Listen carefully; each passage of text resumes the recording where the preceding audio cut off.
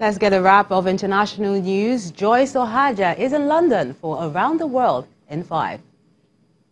Hello and good evening. Tensions between India and Pakistan have escalated following a suicide bombing in Kashmir. Dozens of Indian paramilitary police were killed in the explosion. The country's Prime Minister Narendra Modi has promised a strong response. Danny Vucinovic reports.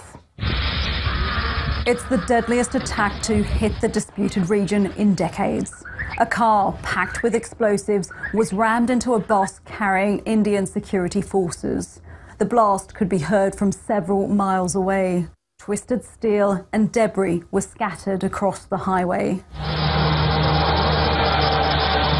Security in the area has been strengthened as the Indian government works to track those responsible. It's blaming Pakistan for the violence, accusing the country of harbouring militant groups. I want to tell the terrorist outfits and their patrons that they have committed a huge mistake and they will have to pay a big price for this. Dozens were also injured in the explosion, the Interior Minister visiting the soldiers in hospital. The attack on the military convoy comes just months before India's general election. If our neighbouring nation, which is isolated by the world, thinks that it will destabilise India by hatching such activities and conspiracies, then it should leave that dream for good. A number of demonstrations were held, angry protesters burning the Pakistani flag, demanding retribution.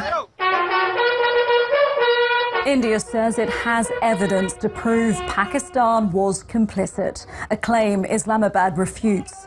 It described the attack as a matter of grave concern and offered to help with the investigation.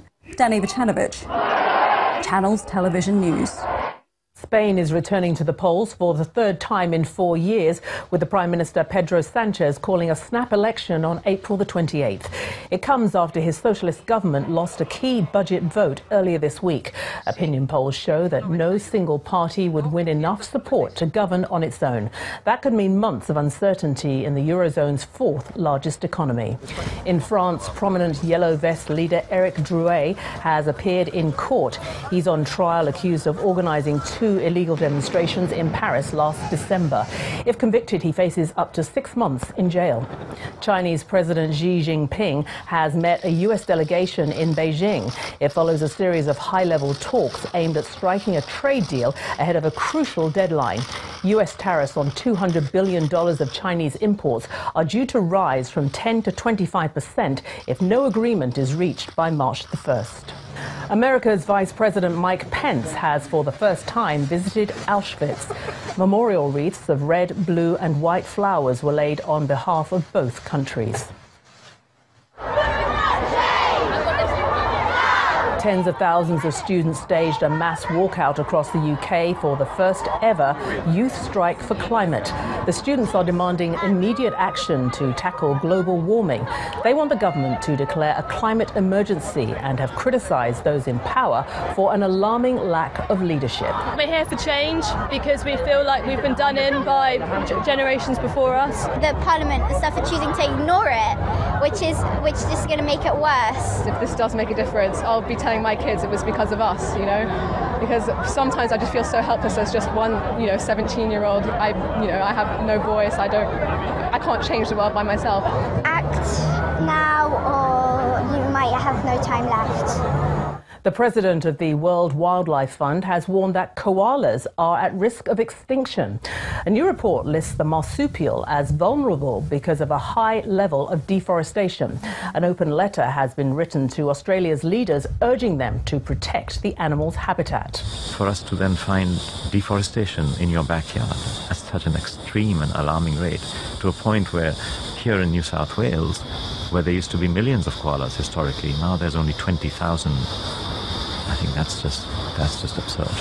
And finally tonight, extreme temperatures are taking their toll on many in the United States, including the wildlife.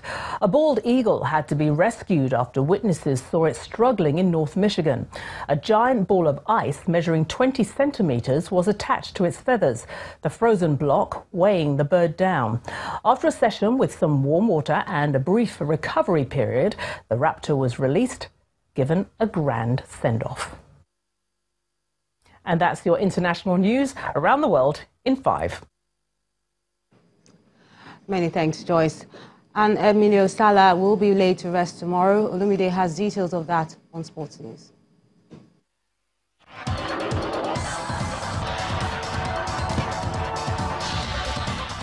Welcome to Sports News. Emiliano Sala's funeral will be held in his hometown in Argentina tomorrow. The 28-year-old striker died last month, just 2 days after completing a Cardiff club record £15 million move from Nantes. The single-engine private plane that was carrying Sala and pilot David Ibbotson crashed in the English Channel on January the 21st. His body was recovered from the wreckage on February the 7th, but Ibbotson remains missing. Cardiff manager Neil Warnock and chief executive Ken Chul will both attend the funeral in Progreso in the Argentinian capital province of Santa Fe. Nantes will be represented by the defender, Nicolas Peloy, and the general secretary. Manchester United manager Ole Gunnar Solskjaer has confirmed that forwards Jesse Lingard and Anthony Martial will be out for 2 to 3 weeks. The pair were both taken off injured during the 2-0 home defeat against PSG in the UEFA Champions League on Tuesday. This means Lingard and Martial will definitely miss the trip to Chelsea and the home match with title-chasing Liverpool, plus potentially Premier League matches against Crystal Palace and Southampton, as well as the return leg against PSG. Spanish champions Barcelona have announced that they have extended the contract of manager Ernesto Valverde by 1 year, with an option for a further 12 months. The 55-year-old took over from Luis Enrique as manager of Barcelona, initially signing a 2-year contract with an option for a further year. In his first season, they won the league and cup double, but were defeated in the quarterfinals of the Champions League by eventual runners-up Roma, and they lost just once in La Liga. His renewal was not necessarily expected, but Barcelona chose to bring him back for the 2019-2020 season with an option to extend further for the 2020-2021 campaign.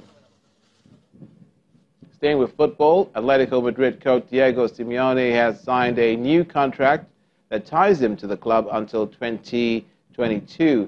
The Argentine, who's regularly been linked with a move to the Premier League, has been in charge of Atletico since 2011. Under Simeone, Atletico have won the Europa League twice in 2012 and 2018, and the 2013-2014 La Liga title. The league triumph was the club's first since 1996, the only time in the last 14 years that a team other than Barcelona or Real Madrid have finished tops in Spain. And that's it on Sports News. News at 10 continues with Melinda.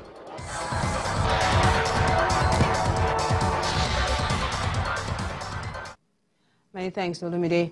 News just in says top officials of INEC are at a meeting at their headquarters in the nation's capital, Abuja. Now, there are speculations that tomorrow's elections might be postponed due to issues relating to logistic hitches and delay in the arrival and distribution of materials. The Commission has not yet come out with an information on the possible postponement, but Channels Television is on the ground to bring you the latest as soon as we get them. And the main news again. Nigerians will be going to the polls tomorrow to elect leaders for the next 4 years. That's the news at 10 tonight. Thank you so much for watching. I'm Melinda Akinlami.